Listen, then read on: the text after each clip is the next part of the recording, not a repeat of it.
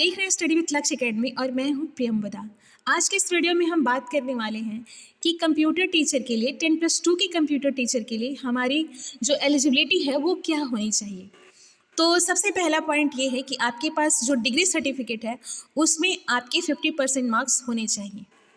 अगर आपके 50% मार्क्स हैं तभी आप इसके लिए एलिजिबल हैं। नेक्स्ट है, अगर आप BE या BTech हैं और वो कंप्यूटर साइंस में हैं तो आपको किसी दूसरी डिग्री की ज़रूरत नहीं है। ये डिग्री अगर आपके पास किसी रिकॉग्नाइज्ड यूनिवर्सिटी से है तो आप इसके लिए एलिजिबल हैं।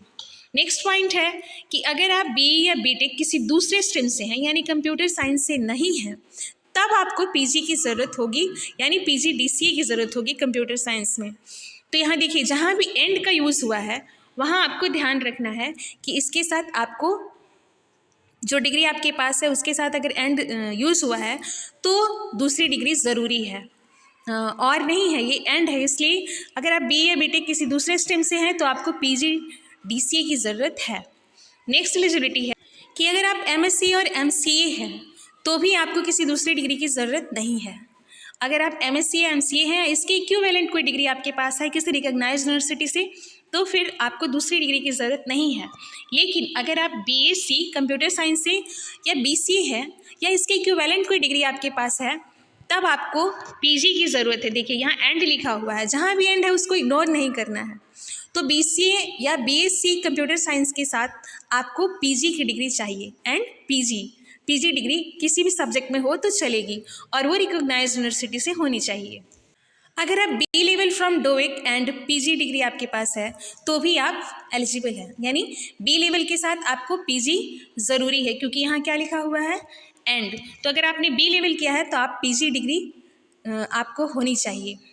नेक्स्ट है C level from DOEACC ministry information and communication technology है आपके पास C लेवल का डिग्री, तो आपके पास फिर यहाँ क्या होना चाहिए, ग्रेजुएशन होना चाहिए क्योंकि यहाँ देखिए एंड के साथ क्या लिखा हुआ है, ग्रेजुएशन।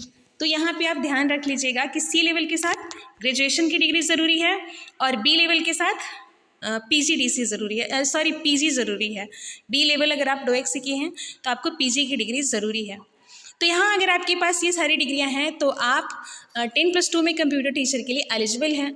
और अगर आपके पास ये डिग्री में मतलब कोई कमी है, कोई डिग्री ऐसी है जो आपके पास नहीं है, तो फिर आप 1 to 10 में जो कंप्यूटर टीचर की वैकेंसी आने वाली है उसमें शायद ये डिग्रियां कम लगें, तो उसकी एलिजिबिलिटी क्राइटेरिया पे हम नेक्स्ट वीडियो में बात करेंगे। तो टेंशन लेने की ज़रूरत नहीं है, घबराने की ज़रूरत नहीं है।